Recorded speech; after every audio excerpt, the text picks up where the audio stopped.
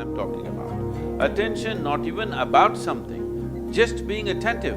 In the yogic systems, we have what is called as Dashavadanis, Shatavadanis. What this means is, a man will do 10 things at the same time. Now, when you don't miss a thing, everybody thinks you're some kind of a superhuman being. We can give you very dynamic processes through which you can scale up your attention to a higher and higher level.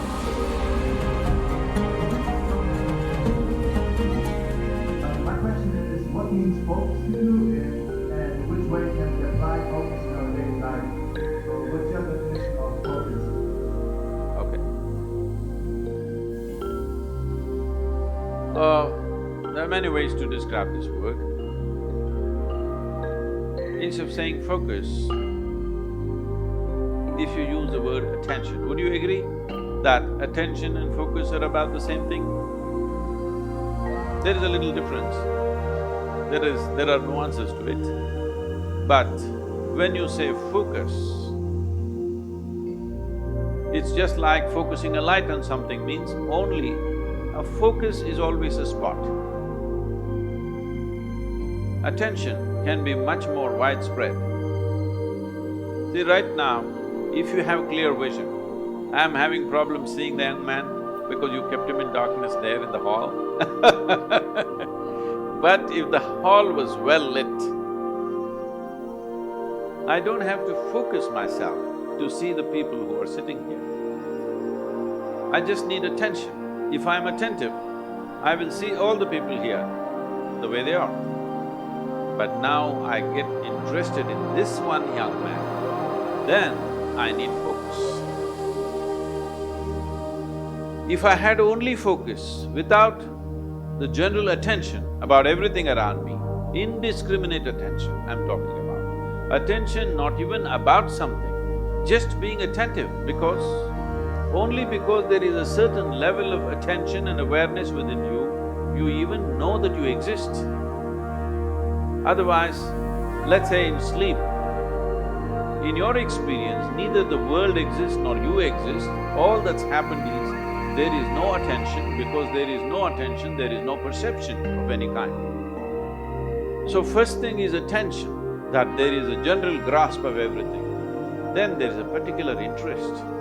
Then we focus it down to that particular interest.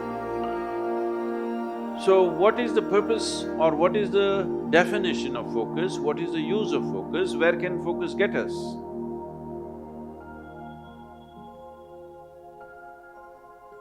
We are focusing on something only because our attention is not keen enough.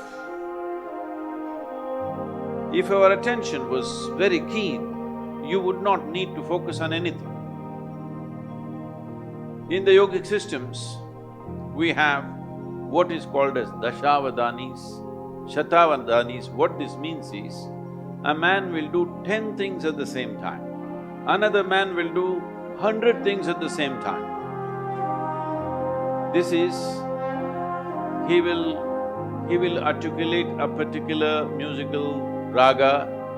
At the same time, he will calculate a very complex arithmetic problem. At the same time, he will write poetry. At the same time, like this, he will do 10 things or 100 things. There are people like this.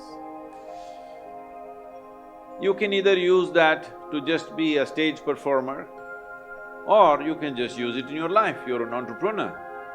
It's very important. If you're walking on the street, you're able to see something that most other people cannot see. That is when you become a leader. Because you are able to see things others are yet to see. That is when you take up a leadership position, because essentially leadership means you're on a perch. Once you're on a perch, you must see better than others. So attention is that dimension which will put you on that perch. If your attention has to be very keen about everything, then you should stop discriminating in terms of, I like this person, I don't like this person, this is good, this is bad, this is nice, this is not nice, this is useful, this is not useful. If you do not make any kind of discrimination, you just work on your attention, not about being attentive about something, just being super attentive, not about anything. See, right now if you increase the voltage in this hall where you're sitting, when light comes on, light is not thinking in terms of whom should I focus on. When light comes on, everything that is there in that room will be seen. This is important. This is a very important aspect of yogic process is that we go on working on our attention, that we keep on keying up our attention to a higher and higher level, a higher and higher voltage and intensity. Now, we don't encourage focus because focus means consolidate all that attention and put it on one person. Suppose you invested your entire focus on one spot and you found nothing worthwhile in that spot, what will you do at the end of your life? This is what is happening to most lives. Now, you just work on making your attention itself so keen that even if somebody focuses on something, they won't be that keen. If your attention is that keen, you won't miss a thing in this universe. Now, when you don't miss a thing, everybody thinks you're some kind of a superhuman being. No, this is not about being superhuman. This is about realizing being human itself is super. So, if you cultivate your attention, we can give you very dynamic processes through which you can scale up your attention to a higher and higher level. How clearly you see determines how successfully you walk this life, there's no question about it. How much lack of clarity there is in you, that much blundering you will do in your life. Simply there is no question about this. So, if one has to get, first of all, work towards cultivating this attention, first thing is you stop your sense of discriminatory looking, that you don't look at this person, oh, this is a man, this is a woman, this is a dog, this is that. Simply pay attention without any judgment.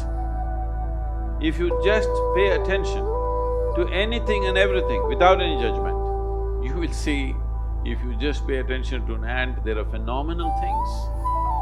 You're in Germany, who knows if you pay enough attention to an ant, you may come up with the best automobile on the planet, because I have not seen any machine moving with as much dexterity as an ant moves. But I think nobody has paid enough attention to an ant.